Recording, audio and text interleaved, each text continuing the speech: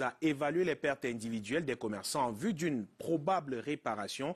En attendant, les causes de l'incendie restent jusqu'ici inconnues. Patrick Ngwanya et Luther Ndjemo reviennent du marché Congo de Douala.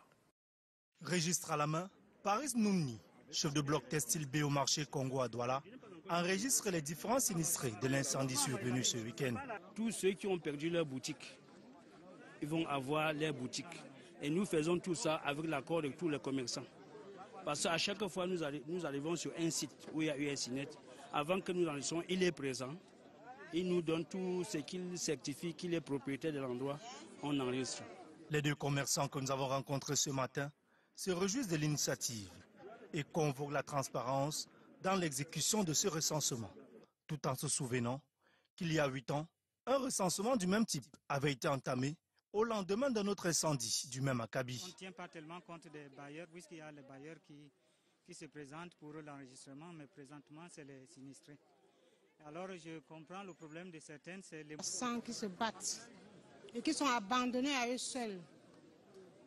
Nous voulons franchement sentir la présence du gouvernement dans notre compassion, parce que c'est très dur.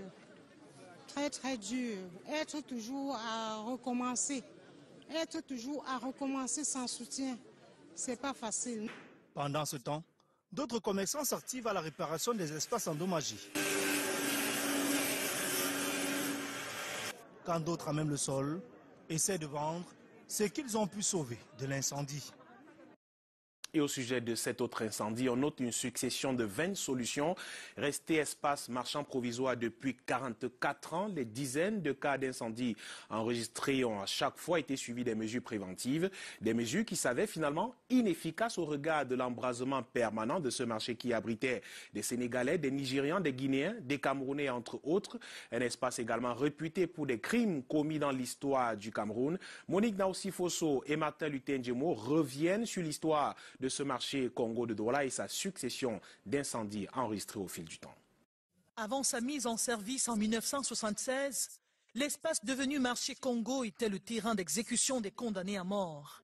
Le marché Lagos ou marché Big Mop, qui porte désormais le nom marché Congo, connaît son tout premier incendie en 1980. Le plus redoutable, dit-on. Des mesures ont été prises. Quand le premier feu a eu lieu, et celui qui était venu pour faire le recasement, pour la deuxième fois, il a mis, chaque boutique était 4 mètres sur 3, en laissant bien la possibilité que les camions, l'espace entre les boutiques et les terrains privés, et permettre que les camions puissent passer pour les sapeurs. Cependant, les servitudes de passage réservées aux sapeurs-pompiers seront aussitôt occupées par des comptoirs. De 1980 à 2019, une trentaine d'incendies enregistrés dans ce marché provisoire depuis sa mise en service en 1976.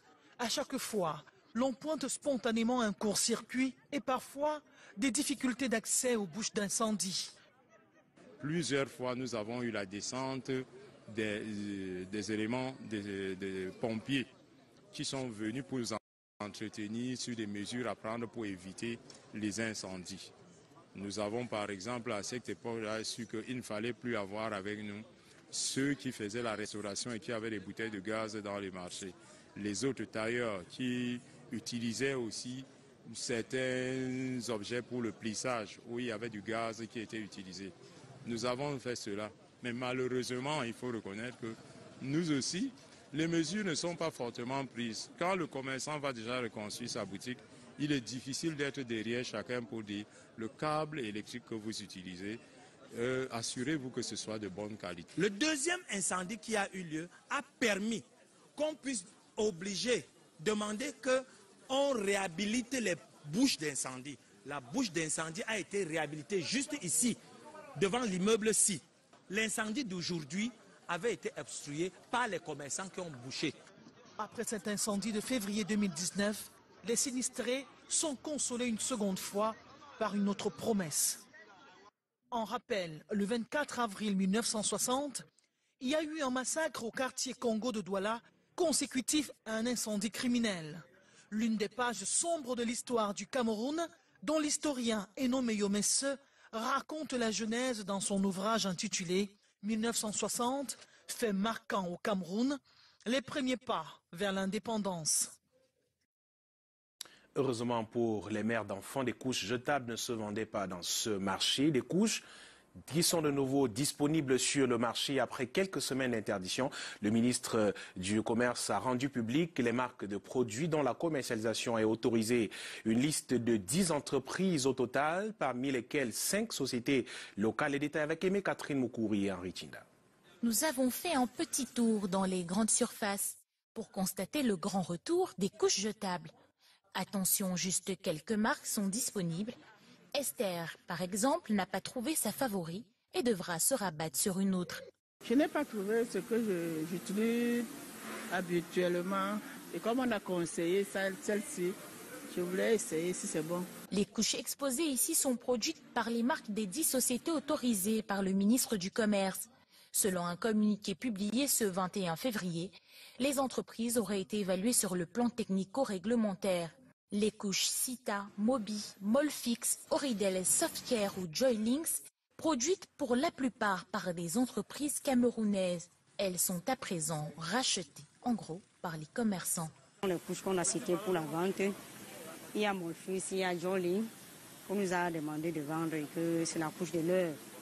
C'est la meilleure couche sur le marché actuellement. C'est le 12 janvier que les couches jetables avaient été interdites, soupçonnées de contenir des substances nocives pour la santé. Une interdiction que n'avaient pas suivi la plupart des mamans, à cause d'un manque d'ample information. J'avais les couches jetables à la maison en quantité, au fait d'utiliser ça avec les lavables. Je sais quand même que les couches étaient interdites, mais je ne sais pas qu'il y a une nouvelle marque qui est sortie. Cependant, dans certains magasins, juste les linges pour adultes sont disponibles pour le moment. Les rayons attendent le ravitaillement dans leur espace où les couches jetables pour bébés avaient apparemment été jetées avec l'eau du bain, d'une interdiction qui n'aura pas fait long feu. En effet, Aimé Catherine Moukouri, le ministre du Commerce, affirme que des études de cas se poursuivent pour les autres sociétés distributrices au fur et à mesure de la présentation des différents dossiers au ministère du Commerce. Cependant, le Coran a appelé un renfort pour tirer des aveux aux malfrats à Tibati. C'est dans la région de l'Adamawa. L'initiative est du préfet du Djirem, appuyé par le Lamido de Tibati, qui viennent d'avoir recours au Saint-Livre face au mutisme de 9 individus récemment interpellés et soupçonnés d'être impliqués dans le trafic d'ossements humains ainsi que de prise d'otages avec demande de rançon. La vérité finit toujours par triompher, ou assure le Lamido, même si au constat, l'on peut mentir. La main